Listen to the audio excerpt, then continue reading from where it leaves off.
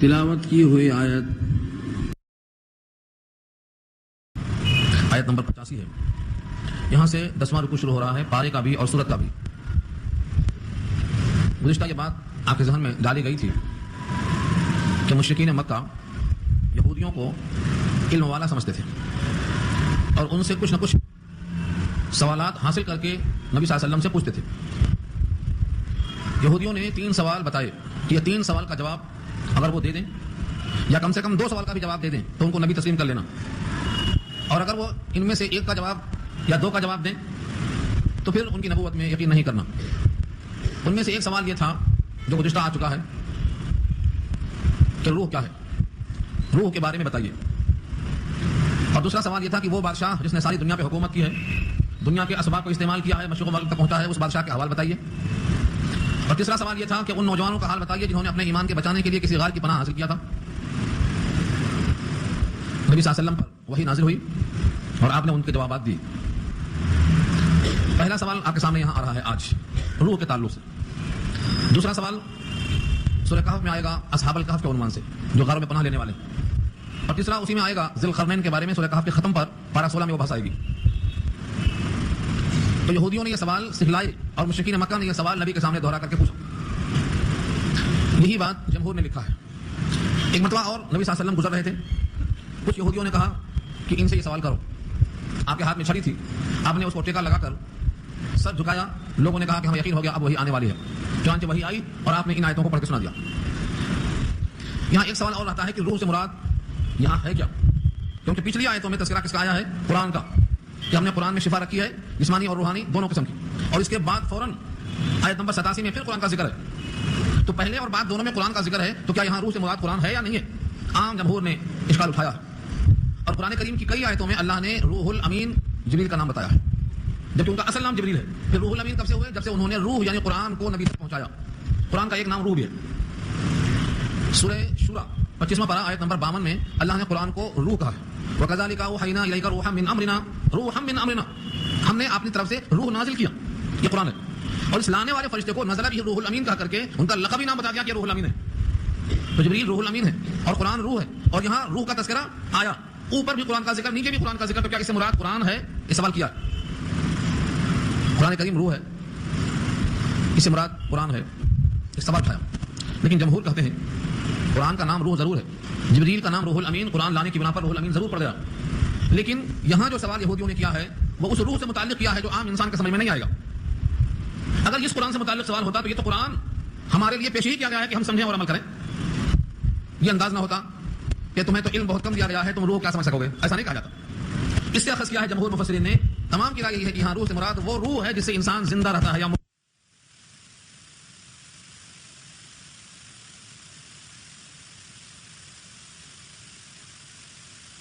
تم کو حقیقت نہیں معلوم، مجھے معلوم. کسی کو چپ کر دینا یہ الزامی جواب ہے، اور جو اس موقع پر مناسب ہے جب مخاطب اپنی حیثیت سے بڑھ کے سوال کرے. LKG کا بچہ فلسفے کی بات کر رہا ہے تو اس کو جواب دینے میں اس کے لیے بھٹکنے کا امکان ہے. اس لیے مخاطب کو دیکھ کر جواب دینے کا حکم ہے. اور نبی صلی اللہ علیہ وسلم کے الفاظ ہیں کلم الناس، لوگوں سے بات کرو علی قدر عقولہم، ان کی عقلوں کی مقدار کو دیکھ کر. اگر ایسی بات کہا تو جو ان کے سمجھ میں نہ آئے، اوپر سے اوپر بات چلی جائے گی تو ان کے گمراہی کا خدشہ اور اندیشہ ہے.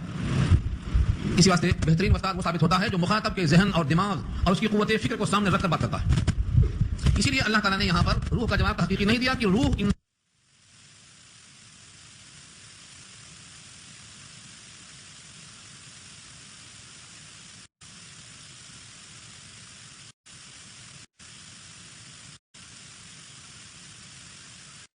وَلَئِنْ شِئْنَا، اگر ہم چاہیں لَنَذْهَبَنَّ، ہم ضرور لے کے چلے جائیں بِالَّذِي أَوْحَيْنَا إِلَيْكَ، اس کو جو ہم نے آپ کے پاس بطور وحی کے بھیجا. ثم پھر لا تجد لك به علينا وكيلا، آپ نہ پائیں اپنے لیے اس علم کو واپس لانے میں ہمارے خلاف کوئی حمایتی. اگر عام انسان اس کے پس منظر کو نہیں جانتا ہے تو کہے گا کہ سید الانبیاء کو ایسی دھمکی کیوں دی گئی کہ ہم چاہیں تو آپ کا علم چھین لیں، ہم نے جو وحی بھیجا ہے واپس لے لیں اور ہمارے خلاف آپ کو حمایتی مددگار نہیں پائیں گے. در حقیقت آپ کو یہ سنا کر یہودیوں کو تنبیہ کرنا مقصد ہے کہ اپنے علم کا غلط استعمال مت کرو، علم کی سیادت اور قیادت کا غلط استعمال مت کرو. جو اللہ اس علم کو تم کو عطا فرمایا ہے یہ مت سمجھو کہ ہمیشہ رہے گا. جو دینے پہ قادر ہے وہ لینے پہ قادر ہے. جس نے تمہیں حافظہ دیا ہے وہ حافظے کو چھیننے پر بھی قادر ہے. وَلَئِنْ شِئْنَا لَنَذْهَبَنَّ بِالَّذِي أَوْحَيْنَا إِلَيْكَ، جو ہم نے آپ کو وہی بھیجا ہے اور اس سے آپ کو علم پہنچا ہے ہم اس کو چھین لینے پر قادر ہیں. پھر آپ ہمارے لیے آپ کوئی وکیل اور کارساز اس علم کو واپس لانے میں ہمارے خلاف کوئی حمایتی نہیں پائیں گے. پھر اللہ قدرت کے باوجود ایسا کیوں نہیں کرتے؟ إِلَّا رَحْمَةً مِّن رَّبِّكَ، مگر رحمت ہے یہ آپ کے رب کی. یہ رب کی رحمت ہے کہ ان یہودیوں کا بھی علم آپ نے دیکھا کہ ان کے پاس موجود ہے، حالانکہ علم نور ہے اور معصیت کے ساتھ نور جمع نہیں ہوتا، لیکن یہ رب کی رحمت ہے کہ ان یہودیوں کا بھی علم ابھی تک باقی ہے، چھینا نہیں گیا۔ تنبیہ ہے یہاں سے معلوم ہوا علم رب کی رحمت ہے، الا رحمۃ من ربک، یہ معلوم ہوا کہ یہ رب کی رحمت ہے، علم جتنا بھی مل جائے وہ رب کی رحمت ہے، اور رحمت کے حصول کے لیے آدمی کو کوشش کرنا چاہیے۔ اسی واسطے کہا ہے کہ جو علم کے لیے چلتا ہے اب واپس آنے تک وہ اللہ کے راستے میں ہے، جو علم کے لیے چلتا ہے جنت کا راستہ اس کے لیے آسان ہو جاتا ہے، جو علم کے لیے گھر سے نکلتا ہے تو اس کے پاؤں کے نیچے فرشتے اپنے پر بچھاتے ہیں، کیوں؟ کیونکہ وہ رحمت کو لینے جا رہا ہے۔ تو علم سراپا رحمت ہے، اور علم کا باقی رکھنا اور نہ چھینا یہ بھی رب کی رحمت ہے، الا رحمۃ من ربک ان فضلہ کان علیک کبیرا، بے شک اللہ کا فضل آپ پر بہت بڑا ہے۔ اللہ نے خود اپنے اس فضل کو جو نبی پر ہے بہت بڑا فرمایا، کبیرہ، سید الانبیاء پر اللہ کا فضل بہت زیادہ ہے۔ اس فضل میں سے یہ سب سے اہم ہے کہ آپ کو نبوت کا علم عطا فرمایا۔ اگر یہ نبوت کا علم بجائے اللہ کی طرف سے کسی اور کی طرف سے تقسیم ہوتا تو یہ سب بخیل ہیں، اس نبوت کے علم کے اندر بھی بخل کرتے۔ آگے آیت آ رہی ہے۔ اب رہا سوال ان کے اشکال کے جواب کا۔ یہودیوں نے کہا تھا 3 سوال کرنا، اگر وہ کم سے کم 2 جواب بھیجیں تو نبی کو مان لینا، اور جواب نہ دیں تو نبی کا انکار کر دینا۔ اب اللہ نے فرمایا تمہارے واسطے بطور دلیل کے اور بطور ثبوت کے اور بطور حجت کے یہ سب سوالات کرنے کی ضرورت نہیں، ماننے والے کے لیے تو قرآن خود کافی ہے۔ کیسے کافی ہے؟ قل، آپ اسے کہیے، لئن اجتمعت الانس والجن، اگر جمع ہو جائیں سارے انسان اور سارے جنات، الا، اس بات پر، اس بنیاد پر متفق ہو جائیں، ان یاتوا، کہ وہ لائیں، بمثل هذا القرآن، اس قرآن کے مثل بنا کر لے آئیں، لا یاتون بمثلہ، اس جیسا قرآن لانے پر وہ قادر نہیں ہے، ولو کان بعضهم لبعض ظہیرا، اگرچہ ہو ان میں سے بعض کے لیے مددگار۔ ظہیرہ پشت پناہ، ظہرون کے معنی پیٹ کے آتے ہیں، اور ظہیر کے معنی پشت پناہ، پیٹ پکنے والے۔ سارے انسان اور سارے جنات ایک دوسرے کے مخالف ہیں، لیکن یہ مخالفت چھوڑ کے اگر ایک دوسرے کے مددگار بن جائیں تب بھی اس قرآن کا مثل لانے پر قادر نہیں۔ اگر سارے انسان اور سارے جنات مل کر اس قرآن کی طرح لانے پر قادر نہیں، یہ چیلنج قبول ہے، تو یہ دیکھ لو کہ ایک انسان کیسے پیش کر رہا ہے اتنا بڑا کلام، جو سارے مل کے نہیں لا سکتے وہ یہ کیسے لایا؟ یہ دلیل ہے نبوت کے واسطے کافی ہے۔ اور اگر تم کو یہ چیلنج پسند نہیں ہے، تم کو اس میں شک ہے، تو پورا قرآن تو کیا لاتے؟ تم 3 آیتیں بنا کر لے آؤ، صرف 3 آیتیں بنا کر لے آؤ۔ یہ چیلنج ختم نہیں ہو گیا، ابھی باقی ہے۔ یہود اور نصارہ مشرکین مسلمانوں کے ساتھ دشمنی کرتے کرتے سارے کام کر رہے ہیں، اگر ان کو واقعی تحقیقی چیلنج قبول کرنا ہے تو آئیں، آج بھی یہ چیلنج باقی ہے، اور قرآن کریم کی طرح 3 آیتیں بنا کر پیش کر دیں۔ سارے انسان اور سارے جنات مل کر وہ آج تک پیش نہیں کر سکے اور قیامت تک پیش نہیں کر سکیں گے، یہ چیلنج ہے اللہ کا، اب تک نہیں لائے تو اب نہیں لا سکتے۔ اس کا مطلب یہ ہوا کہ قرآن کریم جو سارے انسان اور جنات مل کر نہیں بنا سکتے، شخص واحد نے اپنی زبان سے کیسے پیش کیا، یہ دلیل ہے نبوت۔ خاص طور سے جب آپ کسی بھی انسان کے سامنے زانو تلمس کا نہیں کیا، کسی سے کچھ نہیں لکھنا پڑھنا سیکھا، سفر میں بھی صرف ملک شام گئے ہیں، وہ بھی بہت چند لمحوں کے لیے، اور مکہ چھوڑ کر کہیں باہر نہیں گئے، اور مکے میں علم کا کوئی چرچا نہیں تھا سوائے ورقہ بن نوفل کے، اور چند نام ملتے ہیں جن کے پاس علم تھا، ورنہ کوئی کسی کے پاس جانکار نہیں تھا۔ پھر بھی اتنا علمی کلام آپ کی زبان سے نکل جانا یہ نبوت کے واسطے بہترین دلیل ہے، لیکن تم کو تحقیقی جواب نہیں چاہیے، تم کو چھیڑخانی سے مطلب ہے، تم چاہتے ہو کہ ہم ان کو چپ کر دیں۔ وَلَقَدْ صَرَّفْنَا لِلنَّاسِ فِي هَذَا الْقُرْآنِ، اور ہم نے اس قرآن کریم میں لوگوں کو سمجھانے کے لیے پھیر پھیر کے حدیثیں، پھیر پھیر کے باتوں کو ہم نے بیان کیا ہے، لوگوں کو سمجھانے کے واسطے عمدہ مضامین، طرح طرح کی مثالوں سے ہم نے راستہ کیا ہے۔ وَلَقَدْ، اور البتہ تحقیق، صرفنا، صرف کے معنی آتے ہیں پھیر پھیر کے، ایک ہی بات کو کئی انداز سے پیش کیا ہے، توحید، رسالت، آخرت اور نبوت کو ہم نے پیش کیا ہے۔ صرفنا، پھیر پھیر کے بیان کرنا۔ صرافہ بازار کہتے ہیں جہاں سونا دے کے چاندی لے سکو، صرافہ مارکیٹ کے معنی ریال دے کے انڈین سکہ لے سکو، صرافہ معنی اسی کو بولتے ہیں صرف چینج کرنا۔ تو صرفنا ہم نے پھیر پھیر کی مثالیں بیان کی ہیں اس قرآن کریم میں، من کل مثل، ہر قسم کی مثالیں، کوئی ذہین ہے، کوئی بدھو ہے، کوئی موٹی مثال چاہتا، کوئی بہت ذہین ہوشیار ہے، ہر قسم کی مثالیں ہم نے اس میں دی ہیں سمجھانے کے واسطے۔ فابا اکثر الناس الا کفورا، بس اکثر و بیشتر لوگوں نے انکار کیے بغیر، کفران نعمت کیے بغیر اپنے اوقات نہیں گزارے، انکار ہی کرتے رہے۔ فابا، بس انکار کیا، اکثر الناس، لوگوں میں سے اکثریت نے، الا کفورا، کفران نعمت کے ساتھ انکار کیے بغیر وہ نہیں رہ سکے۔ انکار کرنے کے لیے کچھ تو بہانہ چاہیے۔ کفار مکہ نے کیا بہانہ بنایا انکار کرنے کے لیے؟ ایک ایک بہانہ اللہ نے یہاں بیان کر دیا ہے، اور ان میں سے کچھ چیزیں ایسی ہیں جو ہمارے مسلمان آج بھی بہانہ کرنے میں اس کو پیش کرتے ہیں۔ کفار قریش کی کچھ باتیں آج بھی ملتی ہیں مسلمانوں کے درمیان، جو ماننے والے ہیں ان کے درمیان۔ اب یہاں سے دیکھیے آپ، مسلسل بیان کیا رب کریم نے کہ کفار قریش قرآن کو اور نبی کو ماننے سے انکار کرنے کے لیے کیا بہانہ بناتے رہے۔ وقالوا، اور کہنے لگے، لن نؤمن لک، ہم ہرگز ایمان نہیں لائیں گے آپ پر۔ لن نؤمن لک، لک کے معنی آپ کے لیے، لن معنی ہرگز نہیں، اور نؤمن یقین کرنا، ہم آپ کی بات پہ یقین ہرگز نہیں کریں گے، حتی، یہاں تک کہ، یہ غایت ہے اس کی، یہ بات یہاں تک ہم نہیں مانیں گے، ہرگز ہرگز ہم آپ کی بات کا یقین نہیں کریں گے، یہاں تک کہ تفجر لنا من الارض ينبوعا، جاری کر دیں آپ ہمارے لیے مکے کی زمین میں چشمے۔ ينبوعا منبع اردو میں استعمال ہے، منبع کے معنی چشمہ، علم کا منبع ہے تو علم کا چشمہ ہے، تو ينبوعا کے معنی زمین میں چشمہ جاری کر دیں آپ، تب تک ہم آپ کی بات نہیں مانیں گے۔ پہلا، مکے کی زمین جو لوگ دیکھ کے آئے ہیں ان سے پوچھ لو، ہر طرف سے پہاڑ ہی پہاڑ ہے، سرنگ بنانے کے لیے مشینوں کو مہینوں استعمال ہو رہا ہے، ہر طرف سے پہاڑ ہی پہاڑ ہے، بھلا ان پہاڑوں میں چشموں کو لانا یہ ایسا سوال ہے جیسا ہمارے اردو میں مسئلہ مشہور ہے، نہ 9 من تیل ہوئی ہیں نہ رادھا نچی ہیں، یعنی نہ تیل شرط لگایا 9 من تیل ہوگا تو ناچیں گے رادھا، 9 من تیل ہوگا نہیں رادھا ناچیں گے نہیں۔ بھائی مکے کے پہاڑوں میں چشمہ پیدا نہیں ہوگا اور آپ ایمان لائیں گے نہیں، یعنی جو چیز کی شرط لگا رہے ہیں وہ ایسی ہے وہ یا ناقابل عمل ہے، پہلی شرط۔ او تکون لک جنۃ من نخیل وعنب، یا تو ہوئے آپ کے لیے کوئی باغ، کس کا ہو؟ نخیل، کھجور کا، وعنب، انگور کا، کوئی دو میں سے ایک باغ ہو آپ کے لیے یا دونوں کا ہو, کھجوروں کا انگوروں کا باغ ہو, فتفجر الانہار, پھر آپ جاری کر دیں نہریں, خلالها, ان کے درمیان, تفجیرا, جاری کر دینا, یعنی انگوروں کے باغ, کھجوروں کے باغ مکے کے اطراف میں ہوں اور اس میں نہریں جگہ جگہ سے درمیان جاری ہو تاکہ خوب ہریالی شادابی ہو. خوشحالی دیکھ کر ہم آپ کو نبی تسلیم کر لیں گے. دو شرطیں ہو گئی. تیسری, او تسقط السماء کما زعمت علینا کسفا, یا ہمارے اوپر آسمان کے ٹکڑے گرا دو جس طرح تم دھمکیاں دیا کرتے تھے کہ ہم آسمان گرا دیں گے. او تسقط السماء, یا سب کر دو, گرا دو آسمان, کما زعمت, جیسا کہ آپ کا گمان ہے اگر ہم نہیں مانیں گے تو آسمان گر جائے گا, آفت آئے گی, عذاب آئے گا, زلزلہ آئے گا, قیامت آئے گی, جیسا تمہارا گمان ہے ایسا چلو آسمان کا ایک ٹکڑا گرا دو ہمارے اوپر, کما زعمت علینا کسفا, ٹکڑا. او تأتی باللہ والملائکۃ قبیلا, یا ہمارے سامنے اللہ کو حاضر کر دو, ہم دیکھ لیں اللہ کو.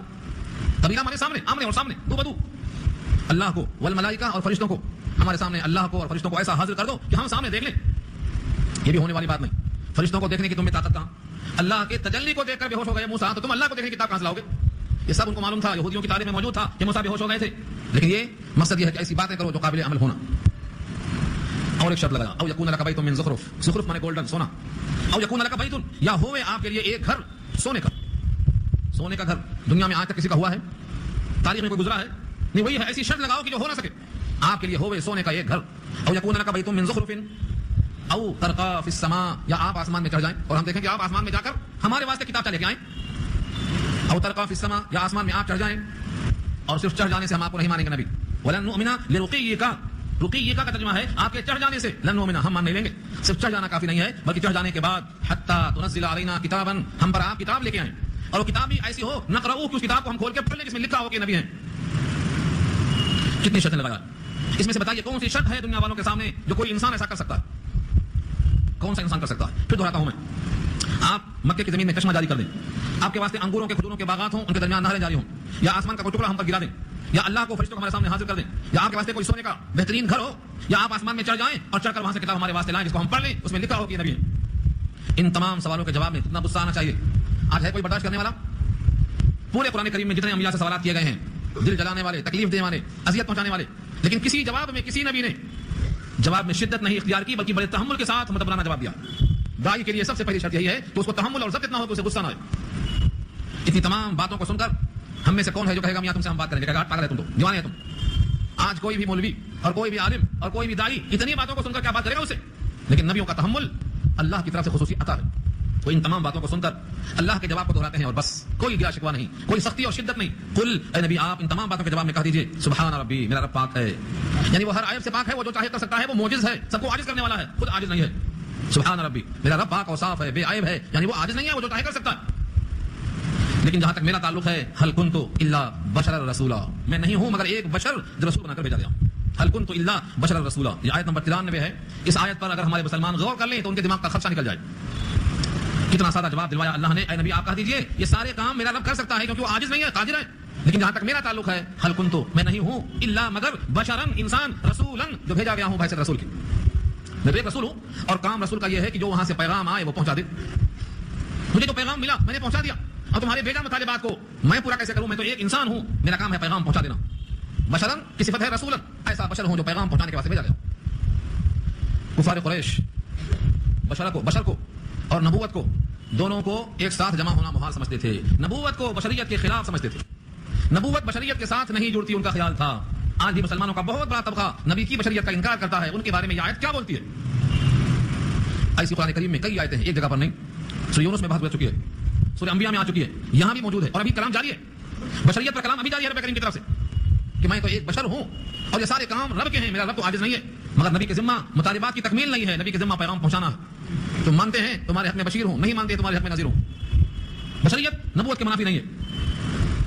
قل سبحان ربی, کہہ دو میرا رب پاک صاف ہے, عاجز ہونے سے پاک اور صاف ہے. چنانچہ جتنے بھی معجزات ہیں یہ اللہ کا عمل ہے, اللہ کا فعل ہے, لیکن نبی کے ہاتھ پہ ظاہر ہوا. چاند کا 2 ٹکڑے کرنا, نبی کی انگلی وہاں تک نہیں پہنچتی, لیکن اس اشارے سے چاند 2 ٹکڑے ہو گیا کیونکہ وہ فعل اللہ کا ہے, ظاہر ہوا نبی کے ہاتھ پہ. آپ نے بدر کے موقع پہ ایک مٹھی پھینکی, مٹھی بنچی پھینکی, سب کی آنکھوں میں پہنچ گئی. ایک انسان کا مٹھی پھینکنا کسی ایک سمت میں ہوگا, لیکن ہر سمت میں آنکھوں میں پہنچ جانا یہ اللہ کا فعل ہے. چنانچہ اللہ نے خود کہا وما رمیت اذ رمیت ولکن اللہ رمی, جب آپ نے پھینکا تھا تو آپ نے نہیں پھینکا, اللہ نے پھینکا. تو ہر معجزہ نبی کا فعل ہوتا ہے دیکھنے والوں کے حساب سے, لیکن وہ عمل اللہ کا ہوتا ہے. اور جب کسی ولی کے ہاتھ پہ کچھ ظاہر ہوتا ہے تو وہ فعل بھی اللہ کا ہوتا ہے, لیکن ظاہر ہوتا ہے ولی کے ہاتھ پہ تو کرامت کہلاتا ہے. اور کسی کافر کے ہاتھ پہ ظاہر ہو تو وہ بھی عمل اللہ کا ہوتا ہے, لیکن استدراج اور ڈھیل کہلاتا ہے. عمل تو اللہ کا ہے وہ. اس لیے اوپر کی مسئلہ تمام باتیں میرا رب چاہے تو کر سکتا ہے, لیکن میرے ذمہ نہیں ہے کہ تمہارے مطالبات ان تک پہنچاؤں اور وہاں تمہارے کام کرواؤں. میں تو بحیثیت رسول کے ہوں, پیغام پہنچا رہا ہوں, بات ختم ہو گئی. نبی کا یہ کہنا کہ میں بشر ہوں اس سے کچھ فرق پڑے گا؟ فرمایا ہاں، اب تک جتنے لوگ ہدایت آ چکنے کے باوجود نبی پر ایمان نہیں لائے اس کی ایک ہی وجہ ہے کہ وہ نبوت کو بشریت کے منافی سمجھتے رہے. آیت دیکھو آگے. وما منع الناس ان يؤمنوا اذ جاءهم الهدى، اور نہیں منع کیا لوگوں کو اس بات سے کہ وہ ایمان لے آئیں جبکہ ان کے پاس ہدایت آ چکی، قرآن کی شکل میں، نبی کی شکل میں، پیغام کی شکل میں. جب علم کی شکل میں ہدایت آ چکی ہے تو ایمان لانے سے کس نے کس کو روکا؟ نہیں روکا لوگوں کو کہ وہ ایمان لے آئیں جبکہ ان کے پاس ہدایت آ گئی، مگر الا ان قالوا، مگر یہ کہ انہوں نے کہا، کیا کہا؟ ابعث اللہ بشرا رسولا. ریپیٹ کیا اللہ نے، دوہرایا دوسرے انداز سے اس کو. ابعث اللہ بشرا رسولا، یا اللہ نے بھیجا ہے بشر کو بحیثیت رسول کے؟ اللہ کو بھیجنے کے لیے کوئی اور نہیں ملا، رسول کو بھیجا، رسول کی حیثیت سے بشر کو بھیجا. یہاں تو اتنا ہی کہا. 25واں پارہ سورہ زخرف میں اور آگے کہا دیا، کافروں کے قول کو نقل کیا ہے اللہ نے. کافروں نے یہ کہا کیا اللہ کو کوئی بڑا آدمی نہیں ملا؟ مکے میں اور طائف میں اتنے بڑے بڑے لوگ ہیں، کیا اللہ کو نبوت دینے کے واسطے کوئی اور بڑا آدمی نہیں ملا؟ قرآن نے ان کے اس جملے کو نقل کیا ہے. سورہ زخرف پارہ 25 کے الفاظ ہیں. وقالوا لولا نزل هذا القرآن على رجل من القريتين عظيم. دو قريتين مکہ اور طائف، ان دونوں میں سے کسی بڑے آدمی پر قرآن نازل کیوں نہیں کیا گیا؟ یہ بھی ان کا اشکال تھا. اور بڑا کسے کہتے ہیں؟ ابھی سن لیا آپ نے، سونے کا گھر ہو یا باغیچے ہوں، چشمے اور نہریں جاری ہوں، ان کی خواہشات کی مکمل تسکین ہو، ان کو بڑا کہتے ہیں. اور یہی بڑا پن ان کا سورہ فرقان میں بھی نقل کیا ہے اللہ نے. تو وہ بشریت کو نبوت کے منافی سمجھتے ہیں، بشریت کو نبوت کے منافی جانتے ہیں. اللہ نے اس کا جواب بڑا تحقیقی دیا ہے. کیا کہا انہوں نے؟ صرف اس واسطے وہ ہدایت آ جانے کے باوجود ایمان نہیں لائے کہ انہوں نے یوں کہا کیا اللہ تعالیٰ نے بشر کو بنا کر رسول بھیجا ہے؟ یعنی بشر میں رسول میں بڑا فرق ہے، رسالت بشریت میں کوئی توافق نہیں ہے. یہ انہوں نے سمجھا. قل اے نبی آپ جواب میں کہہ دیجئے لو کان فی الارض ملائکۃ، اگر ہوتے زمین میں فرشتے بجائے انسان کے یہاں فرشتوں کی آبادی ہوتی. کیا بہترین جواب ہے، مدلل. 1430 سال ہو گئے اس قرآن کو نازل ہوئے لیکن آج تک لوگ اسی غلطفہمی کے اندر پڑے ہوئے ہیں. کتنے لوگ ہیں جو کہنے والے آج بھی کہتے ہیں کہ رسول بشر نہیں ہیں؟ کیا جواب ان کا ان آیتوں کے بارے میں؟ قرآن کریم کے ایسے ٹھوس جوابات موجود ہیں جو کفار قریش کو دیے گئے. افسوس ہے کہ یہ جوابات ہمیں آج اپنوں کو دینا پڑ رہا ہے. قرآن کا یہ انداز دیکھو. قل لو کان فی الارض ملائکۃ، کہہ دیجیے اے نبی صلی اللہ علیہ وسلم، لو بمانا اگر، لو سپوز اگر ایسا ہوتا کہ زمین میں بجائے انسان کے فرشتے ہوتے. قل لو کان فی الارض ملائکۃ یمشون، چلتے پھرتے اٹھتے بیٹھتے. یمشون زمین پر چلتے پھرتے کون ہوتے؟ ملائکہ. اور ایک جملہ پڑھا اللہ نے، مطمئنین، اطمینان کے ساتھ یہاں رہتے بستے. اور نہ فرشتے ہوتے اور اڑتے رہتے، خود جا کر آسمان سے پیغام اور خبر لے کے آ جاتے، تبھی نبی کی حاجت پیش نہیں آتی. لیکن ایسے فرشتے ہوتے جو زمین پر چلتے پھرتے امن سے مطمئن ہو کر رہتے، اوپر جانے کے لائق نہ ہوتے تو نیچے ہم بھیجتے فرشتے کے شکل میں ان کے پاس نبی. کہہ دو اگر ہوتے زمین میں فرشتے یمشون، چلتے پھرتے رہتے بستے، مطمئنین امن کے ساتھ، لنزلنا علیہم من السماء ملکا رسولا، تو ضرور ہم اتارتے ان کے اوپر آسمان سے فرشتے رسول کی حیثیت میں. اتنا پیارا انداز ہے اللہ کا. کاش کہ لوگ قرآن کو ترجمے کے ساتھ پڑھنے کی کوشش کر لیتے تو عقائد خود بخود صاف ہو جاتے. ملکن، فرشتے کو ہم کب بھیجتے؟ جب فرشتے زمین میں ہوتے. کیوں؟ کیا وجہ ہے؟ فرشتے بھیجتے کب؟ جب زمین میں فرشتے ہوتے، کیونکہ دونوں ایک دوسرے کی نقل کرنے کے موقف میں ہوتے. اب اگر بحیثیت فرشتے کے، بحیثیت رسول کے وہ آ بھی جائے، اس کو بھوک لگتی نہیں، تم کو بھوک لگتی ہے. ان کو خواہش نہیں ہے، تم کو خواہشیں موجود ہیں. ان سے گناہ نہیں ہوتا، تم سے گناہ ہو سکتا ہے. انہیں کمائی اور پیٹ کی کوئی فکر نہیں ہے، تمہیں فکر لگی رہتی. تو تم فرشتوں کی اطاعت نہیں کر سکتے، فرشتوں کے ہو بہو نقش قدم پر نہیں چل سکتے. اور تم میں سے ہر شخص کہتا بھائی ہم ان فرشتوں کی نقل کیسے کریں؟ یہ تو کھانے پینے سب سے بے نیاز ہیں، ہمیں تو بھوک پیاس کی لگی ہوئی ہے، بھلا ان کی نقل ہم کیسے کر سکتے؟ ان کو بیوی بچوں کی ضرورت نہیں، کمانے کی حاجت نہیں، زراعت کی ضرورت نہیں، کاروبار کی ضرورت نہیں، ان کو بھوک پیاس نہیں، ان کو ہمارے شدت پیاس کی کیا خبر؟ ان کی نقل پر ہم کیسے کریں؟ تم ان کی نقل نہیں کرتے، ان کی اتباع نہیں کرتے، وہ تمہارے کام کے لائق نہیں ہوتے. کیونکہ رسول بحیثیت نمونے کے بھیجے جاتے ہیں. اللہ کے پیغام پہ عمل کر کے ایک اسوہ حسنہ اور نمونہ پیش کرنا کہ نمازیں ایسی پڑھو، روزے ایسے رکھو، چہرہ ایسا رکھو، لباس ایسا رکھو، تعلقات ایسے رکھو، کاروبار ایسے کرو، زبان ایسی چلاؤ. نبی تو نمونہ ہیں. لقد کان لکم فی رسول اللہ اسوۃ حسنہ. تو نبی کی ذات اسوہ حسنہ ہوتی. اور اسوہ حسنہ کا مطلب تم ان کو دیکھ کر نماز پڑھو، تم ان کو دیکھ کر اپنے زلفیں رکھو، تم ان کو دیکھ کر اپنی داڑھی رکھو، تم ان کے لباس کو دیکھ کر لباس اپناؤ، ان کے کاروبار کو دیکھ کر کاروبار کرو. اسی لیے انبیاء نمونہ ہوتے تھے. اللہ فرماتے ہیں کیونکہ زمین میں انسان ہے اور انسانوں کے لیے نمونہ انسان کی شکل میں بھیجنا ضروری ہے، ورنہ یہ فرشتے کی نقل نہیں کر سکتے. ہاں سپوز بفرض محال اگر زمین میں بجائے انسان کے فرشتے ہوتے تو ہم بحیثیت رسول کے فرشتوں کو بھیجتے تاکہ وہ ان کی نقل کر سکیں. یہ ہوا ان کا تحقیقی جواب. اب یہاں ایک اشکال ہے، تھوڑا علمی اشکال ہے، لیکن اگر آپ متوجہ رہیں جیسا کہ اب تک رہے ہیں تو بات سمجھ میں آئے گی. اشکال یہ ہے کہ اللہ کے نبی کیا صرف انسانوں کے نبی ہیں؟ جنوں کے بھی تو نبی ہیں آپ. یا معاشر الجن والانس، دونوں کی طرف مخاطب ہیں آپ. تو من الجنۃ والناس دونوں میں مخاطب ہیں. جب نبی کریم صلی اللہ علیہ وسلم بحیثیت رسول کے دونوں کی طرف بھیجے گئے ہیں، یعنی ناری اور خاکی دونوں کی طرف، جن اور انسان دونوں کی طرف. آپ کہتے ہیں اگر فرشتہ بھیجتے تو انسان کی اتباع نہیں کر سکتے نا، کیونکہ جنس الگ الگ ہے. تو پھر اب سید الانبیاء کی نقل جنات کیسے کریں گے؟ ان کی جنس بھی تو الگ ہے. یہ اشکال کیا ہے مفسرین نے. لیکن نبی صلی اللہ علیہ وسلم جس طرح سے بشریت کے واسطے نمونہ ہیں اور بشر کامل ہیں، ایسے آپ کے صفات میں شان ملکوتیت بھی ہے، شان ملکیت بھی ہے. آپ کھانا نہ کھائیں تو نڈھال ہو جائیں گے، اور آپ فرماتے ہیں میں مسلسل روزے رکھتا ہوں، مجھے اللہ کھلاتا اور پلاتا ہے. یہ کیا ہے؟ شان ملکوتیت. ملک کی صفت ہے ملکیت، یہ بھی اللہ کے نبی میں عطا فرمایا اللہ نے. آپ سوتے ہیں تو پورے غافل ہو جاتے ہیں، آنکھیں بھی دل بھی، اور نبی سوتے ہیں تو فرمایا تنام وعینا ورائنا قلبی، آنکھیں سوتی ہیں دل نہیں سوتا. صفت ملکوتیت ہے یہ.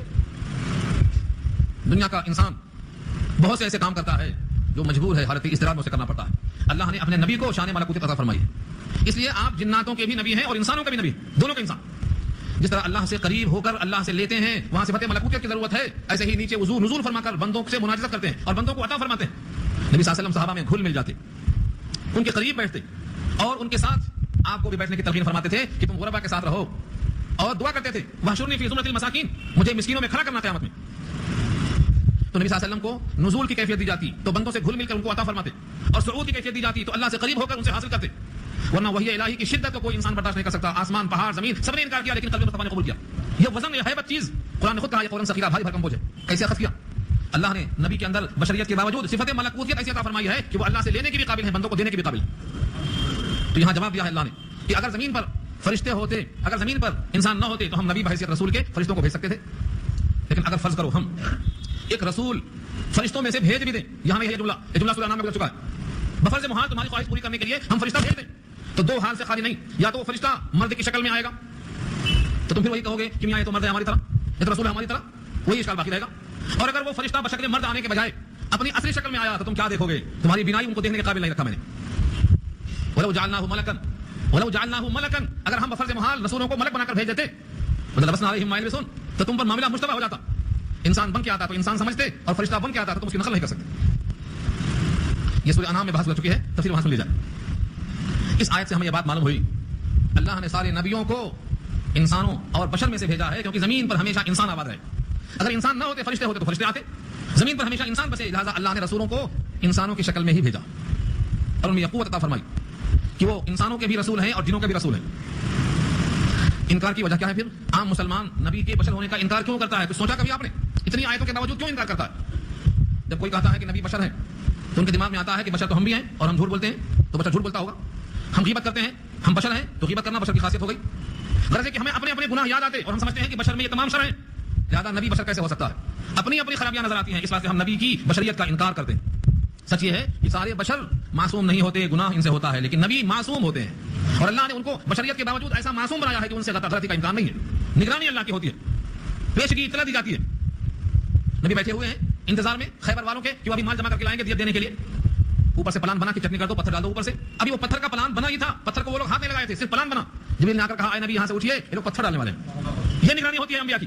تو انبیاء تو معصوم ہوتے ہیں، ہماری طرح بشر ہیں لیکن صفات میں ہماری طرح نہیں ہے. ہم سے جھوٹ کا امکان ہے لیکن رسولوں سے امکان جھوٹ کا نہیں ہے. ہم سے غیبت کا امکان ہے، وہاں امکان نہیں ہے. ہم سے دھوکے کا امکان ہے، ان سے امکان نہیں ہے. انبیاء معصوم ہوتے ہیں، لہذا اپنی طرح بشر مت سمجھو. بشر تو وہ ہیں لیکن اللہ نے ان کی زبان کو، ان کی انگلیوں کو، ان کے لعاب کو، ان کے خون کو، ان کے پیشاب کو، ان کے فضلے کو، سب چیزوں کو امتیاز بخشا ہے. پڑھو سورۃ النبی کو.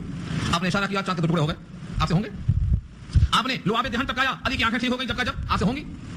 غار ثور میں صدیق اکبر کے پاؤں میں سامنے دس لیا، آنکھیں اشکبار تھی، نبی کی آنکھ کھلی اور لعاب دہن لگایا، ابو بکر صدیق فوراً ٹھیک ہو گئے. آپ سے ہوگا یہ؟ پانی کی قلت تھی، آپ نے اپنی انگلی ڈال دیا، چشمہ بن گیا، سارا جہان سیراب ہو گیا. آپ سے ہو سکتا ہے یہ؟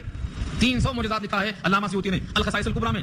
پر یہ تو صحیح معلوم ہوتا بشر ہونے کے باوجود اللہ کی یہ عطا ہے کہ وہ ہم جیسے نہیں ہیں. بشریت میں ہماری طرح ہیں لیکن صفات میں ملکوت طرح. آپ کے زبان سے نکلے ہوئے الفاظ انمٹ ہوتے ہیں.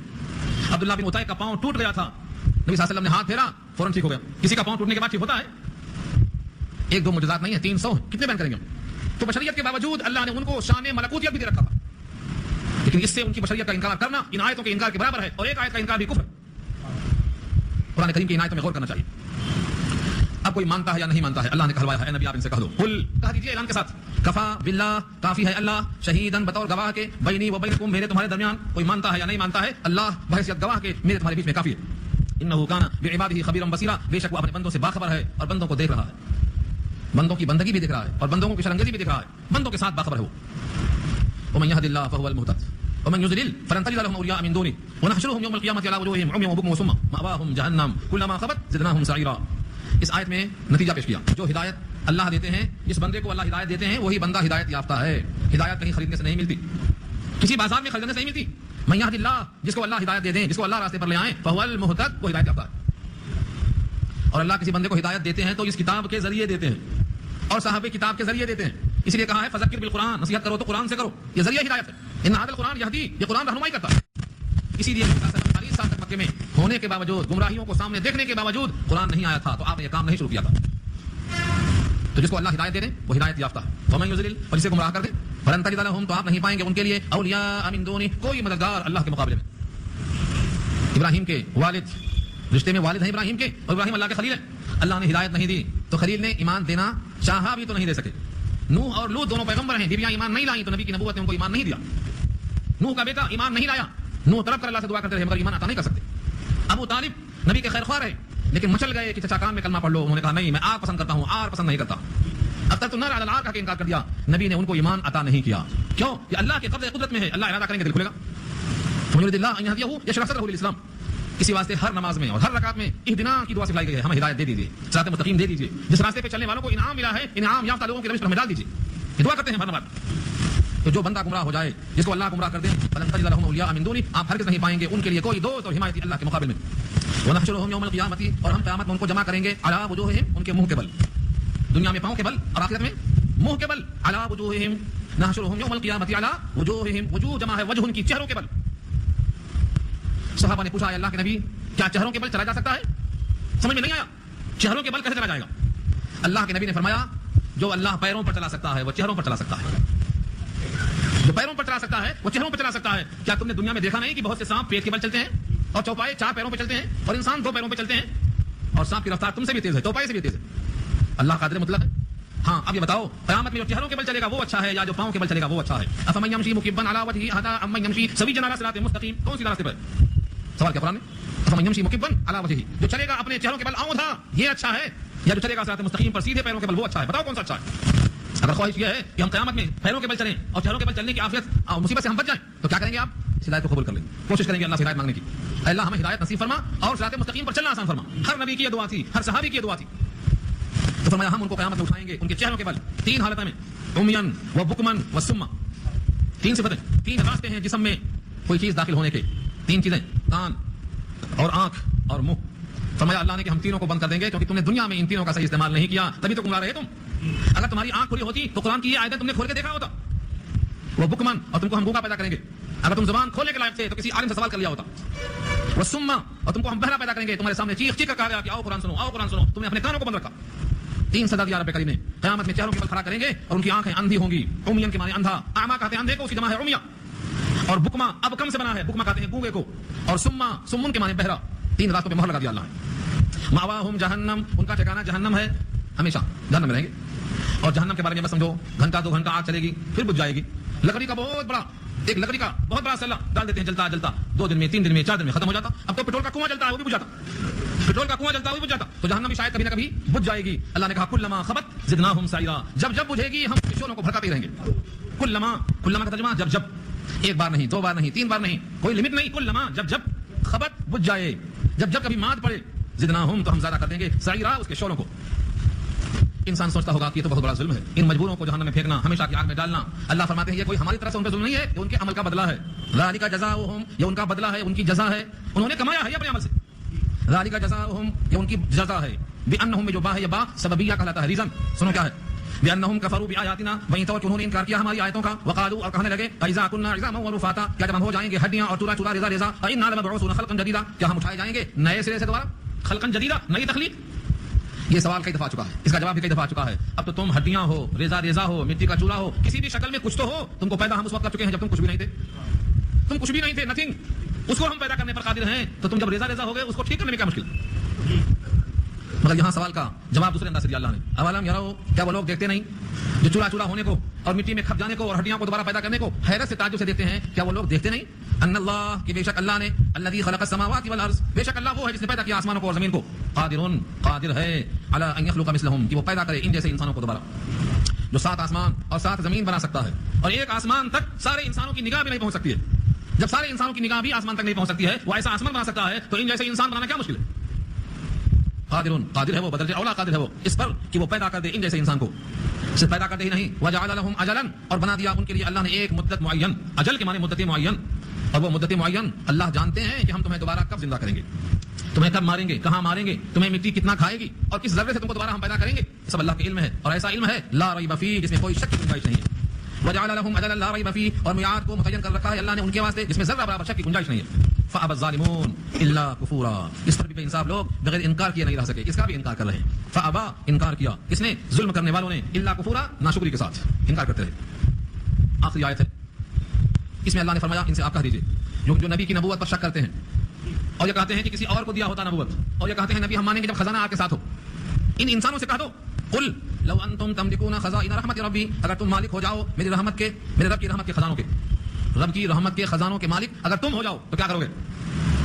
باپ اپنے بیٹے کو لڈو دیتا ہے، پھر مانگتا ہے بیٹے ذرا دے دے، انہیں ہاتھ پیچھے کر لیتا ہے، حالانکہ باپ کا دیا ہوا لڈو ہے، دینے کو تیار نہیں. کیوں؟ اس کے دل میں ایک بخل ہے، ارے ہاتھ میں آئی سو چیز کا واپس کرنا، اس کو نہیں دینا، آ گئی ہاتھ میں. بچے پہ لوگ ہنستے ہیں کہ بچہ بڑا بخیل ہے، لڈو نہیں دے رہا ہے. ہمارے پاس کیا تھا؟ ہم تو ننگے پیدا ہوئے تھے اور قیامت میں پھر ننگے کھڑے ہونے والے ہیں. کیا لے کے آئے ہیں، کیا لے کے جائیں گے؟ ہم کس کے واسطے روک کر رکھے ہیں؟ بچے کو لڈو باپ نے دیا اور باپ ہی مانگتا ہے، نہ دینے پہ ہم کو حیرت ہوتی ہے، ہم ہنستے ہیں. اللہ بھی تو یہی کہتے ہیں تم تو ننگے پیدا ہوئے تھے، تمہارے جسم پر کپڑا تک نہیں تھا، اور تم جب مر کے جانے والے ہیں تو سوائے کفن کے کچھ نہیں ہوگا، یا کفن گل سڑ جائے گا اور قیامت میں ننگے کھڑے ہوں گے.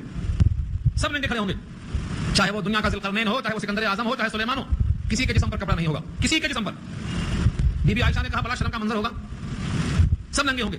فرمایا کہ کوئی کسی کو دیکھنے کی طاقت نہیں رکھے گا، ایسا نفسی نفسی کا عالم ہوگا. سب سے پہلا لباس ابراہیم کو پہنایا جائے گا، کیونکہ وہ اللہ کی خاطر آگ میں ڈالنے سے پہلے ننگے کیے گئے تھے. انسان بڑا بخیل ہے، انسان کی طبیعت میں بخل ہے. وَأُخْرِجَتِ الْأَنفُسُ الشُّحَّ، اللہ نے کہا اس کے دل میں بخل کو ڈال دیا گیا ہے، ہمیشہ کل کی سوچتا ہے، کل تک رہے گا تو سوچے گا نا. کتنے انسان ہیں 10 سال کا 20 سال کا نہیں 10 پشتوں کا انتظام کر رہے ہیں، مگر انسان کا یہ بخل ہے. اللہ فرماتے ہیں تمہارے ہاتھ میں اگر میری رحمت کے خزانے ہوتے تو تم اس کو روک کے بیٹھ جاتے، تم تو ہو بخیل. اس یتیم کو تم نبوت کب دیتے؟ ہماری رحمت ہے، ہم نے نبی کو نبوت دی ہے، یتیم کو ہم نے سرفراز کیا ہے، تم تو مکے کے رئیسوں کو تلاش کرتے، تم رحمت کو اٹھا کر رکھ لیتے. قل لو انتم تملكون خزائن رحمت ربی، آپ کہہ دیجیے اگر تم ہوتے مالک میرے رب کی رحمت کے خزانوں کے، یعنی نبوت کے اور کمالات کے، اذن تب تو لامسکتم، تم اس کو روک لیتے، خشیۃ الانفاق، خرچ ہو جانے کے اندیشے سے روک لیتے. حالانکہ نبوت کا علم خاص طور سے خرچ کرنے سے بڑھتا ہے، گھٹتا نہیں ہے. وکان الانسان قتورا، اور انسان ہے ہی بڑا تنگ دل، تنگ دل ہے. قطور کے معنی تنگ دل. آج میں اگر یہ کر دوں گا تو کل کیا ہوگا؟ کل کس نے دیکھی ہے؟ کوئی گارنٹی ہے کسی کی؟ ہم کل تک ضرور رہیں گے. کون سوچتا ہے؟ ہر بشر سوچتا ہے کہ یہ آفت مرنے والی دوسروں کو آ رہی ہے، ہمیں تو ابھی نہیں آئے گی، جبکہ جانتا ہے نہ بڑھاپا شرط ہے، نہ امیر کی شرط ہے، نہ بیمار کی شرط ہے، کبھی بھی آ سکتی ہے. انسان بڑا تنگ دل ہے، اپنے مالک کو جس نے سب کچھ دیا ہے اسی کے حکم پر اپنے مال کو دینا نہیں چاہتا. انسان بڑا ناشکرا ہے اور بڑا تنگ دل ہے. اللہ کے فضل و کرم سے آج 2 رکوع مکمل ہو گیا. اب سورہ بنی اسرائیل کا صرف آخری رکوع باقی ہے، انشاءاللہ آئندہ سورہ بنی اسرائیل مکمل ہو جائے گی. دعا کر لیجیے.